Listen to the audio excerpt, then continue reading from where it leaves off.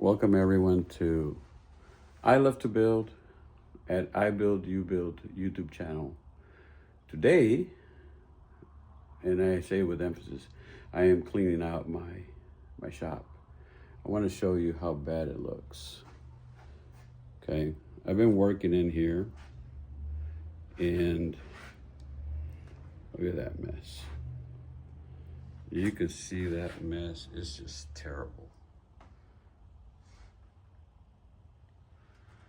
So the idea is to complete this particular clamp rack that I have here.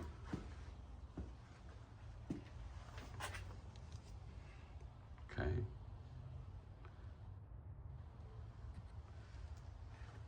So it's pretty decent. I had it built, but then it had a ton of racking.